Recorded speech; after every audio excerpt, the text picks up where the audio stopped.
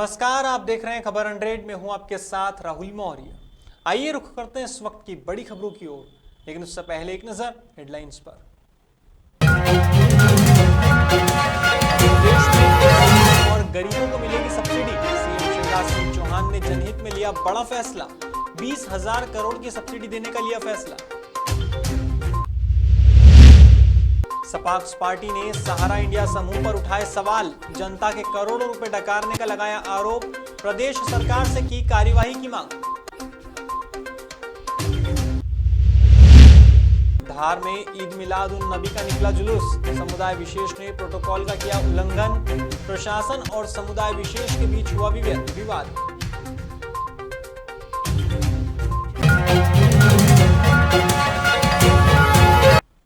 कुछ दिनों पहले इंदौर में विजयनगर पुलिस ने 2 गैंग से जुड़े 5 बदमाशों और एक नाबालिग को गिरफ्तार किया था। पुलिस की माने तो ये लोग सोशल मीडिया पर एक दूसरे को धमकी देते थे। इनके बीच कोई बड़ी घटना होने का अंदेशा था। इसको लेकर आरोपियों से लगातार पूछताछ की जा रही थी। पूछताछ के दौरान कुछ और नाम भी सामने आए, जिसके चलते उन्हें भी गिरफ्तार किया गया है। एसपी आशुतोष बागरी के अनुसार हर्ष उर्फ गोपी, प्रवीण उर्फ छोटू, नगीन, शुभम उर्फ मिंडी, आकाश और रजत उर्फ छोटू को गिरफ्तार किया गया है। ये सभी आरोपी आदतन अपराधी है और नशे के आदी है। ये आरोपी नशीले पदार्थों को बिकवाने से लेकर लूटपाट जैसी घटना को अंजाम देते थे। फिलहाल पुलिस सभी आरोपियों से पूछताछ कर रही है। ये पुलिस की एक टीम है जो कि मतलब इसमें सोशल मीडिया को वो मॉनिटर करती रहती है लगातार, और उसी से ये बात सामने आई थी कि 2 गुट हैं जिसमें कि आपसी जो है टसल चल रही है, और इनकी फ़ोटो देख करके और ऐसा प्रतीत हो रहा था कि इनके पास में कुछ हथियार या कि इस तरह की चीज़ें हो सकती हैं। इसके बाद जब उनके बारे में पतारसी की गई तो ये पता चला कि इनके सभी के आपराधिक रिकॉर्ड हैं, और एक पुराना जो है मर्डर हुआ था उससे जो है ये दोनों गुट के लोग जुड़े हुए हैं, और एक जो है बड़ी वारदात देने के फिराक में है, क्योंकि उनके मोबाइल में इस तरह की चीज़ें थी, इस तरह के मैसेजेस थे कि ये एक जो है मर्डर करने की प्लानिंग ये कर रहे थे। इसके बाद पुलिस ने उनको पकड़ा, और पकड़ करके उनसे जब पूछताछ करी, उनके जो है और जो साक्ष्य हैं जो पुलिस को मिले, उसमें 6 जो है आरोपी और पता चले, जिनमें से कि इनके खिलाफ, जैसे एक के खिलाफ इसमें 12 अपराध दर्ज हैं, जिसमें कि लूट, चोरी, मोबाइल स्नैचिंग और इस तरह की चीज़ें, NDPS, इस तरह की चीज़ें हैं। तो उनको पुलिस ने डिफरेंट उसमें कार्रवाई की है। हाल ही में मध्य प्रदेश के सीएम शिवराज सिंह चौहान ने किसानों और गरीबों को अलग अलग सब्सिडी देने का फैसला लिया है। अब गृह मंत्री नरोत्तम मिश्रा ने भी इस फैसले का स्वागत किया है। गृह मंत्री मिश्रा ने जानकारी देते हुए बताया कि घरेलू उपभोक्ताओं को 5,000 करोड़ की सब्सिडी गृह ज्योति योजना में मिलेगी, तो वहीं 15,000 करोड़ की सब्सिडी किसानों को भी मिलेगी। मिश्रा की माने तो आचार संहिता क्षेत्रों को छोड़कर आदिवासी विकास खंडों में राशन आपके द्वार योजना चलेगी, लेकिन जिन जिलों में चुनाव होना है वहां पर अभी इस योजना का लाभ हितग्राहियों को नहीं मिलेगा। जो हमारे गृह ज्योति योजना के घरेलू उपभोक्ता हैं, इन सभी उपभोक्ताओं को 5,000 करोड़ रुपए के लगभग की सब्सिडी देने का तय किया है। अगर हम इन दोनों को जोड़ दें तो 20,500 करोड़ से ज़्यादा की सब्सिडी आज घरेलू उपभोक्ताओं को और किसानों को, इस दौर में जब हम कोरोना से उभर के आए हैं, उस दौर में जब लोग कोयले की अफवाह फैलाते हैं, उस दौर में जब जनता को बिजली की ज़रूरत है, उस दौर में किसान को भी, और फ्लोर मिल वाले हमारे जो 15,000 फ्लोर मिल वाले हैं, इन सबको सब्सिडी देने का। इंदौर में नकली पुलिस ऑफिसर पकड़ाने के मामले में एक नया खुलासा हुआ है। एसपी आशुतोष बागरी ने बताया कि आरोपी रवि सोलंकी उर्फ राजवीर ने 2 अलग अलग महिलाओं से ठगी की है। एक महिला को शादी का झांसा दिया है, तो वहीं दूसरी महिला से लाखों रुपए ऐंठे हैं। वैसे तो आरोपी रवि 12वीं पास है, लेकिन यूट्यूब और अन्य माध्यमों से पुलिस के पहनावे और चाल ढाल को बहुत अच्छी तरह से समझने के बाद अपने आप को अधिकारी बताता था। इसी का फायदा उठाकर आरोपी ने अलग अलग महिलाओं के साथ ठगी की है। हालांकि पुलिस की सतर्कता के चलते आरोपी को सलाखों के पीछे पहुंचा दिया गया है। अब पुलिस आरोपी से पूछताछ कर रही है। एक पता चला है कि एक तांत्रिक है, उस तांत्रिक को भी इसने जो है कुछ पैसे दिए हैं और ये तांत्रिक क्रियाएं और इस तरह की चीज़ों में भी इसका इंटरेस्ट था। और इसके बाद एक महिला ने अभी कल ही एक कंप्लेन कराई है कि उससे जो है इसने 20 लाख रुपए जो है ठग लिए हैं और ये जो है असल में बताता था कि वो कमिश्नर बनने वाला है और उसको 2 करोड़ रुपए जो है लगने हैं। तो उसने उस महिला से भी इसने ठगे हैं।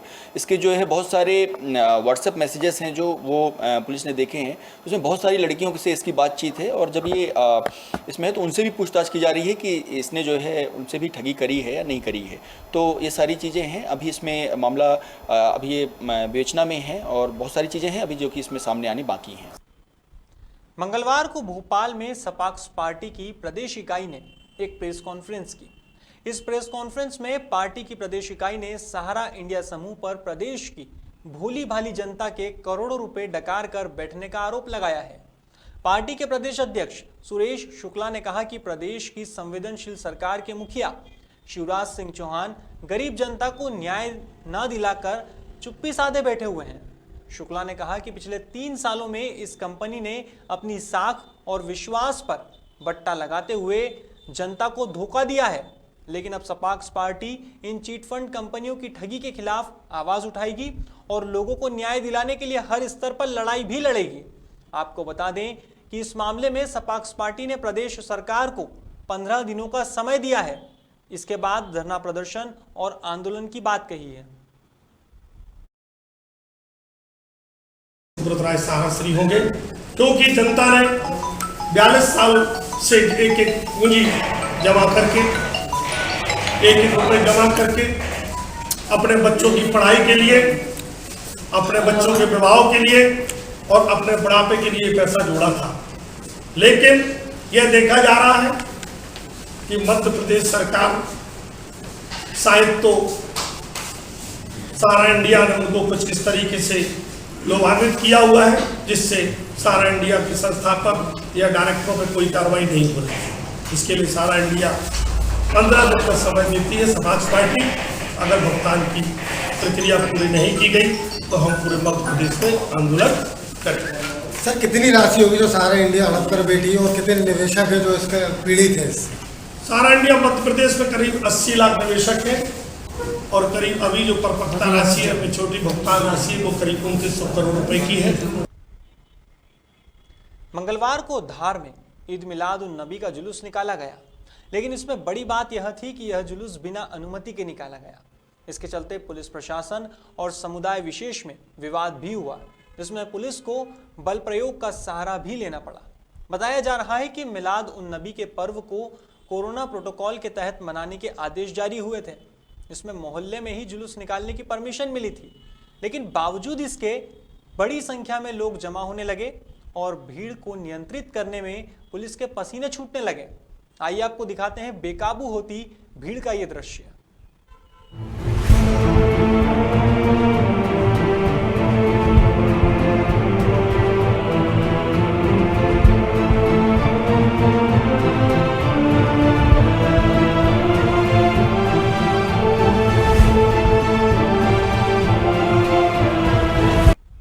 देखने में आया कि इस भीड़ ने धार एसपी आदित्य प्रताप सिंह के ऊपर पथराव भी किया। इसके बाद पुलिस को बल प्रयोग का सहारा लेना पड़ा और लाठीचार्ज किया। गौरतलब है कि प्रशासन ने सोशल मीडिया के माध्यम से लोगों से घरों में ही रहकर पर्व मनाने की अपील की थी, लेकिन बावजूद इसके यह बड़ी घटना शहर में हुई है। अब इस घटना के बाद धार शहर में तनाव की स्थिति है। चप्पे चप्पे पर पुलिस बल तैनात नजर आ रहा है।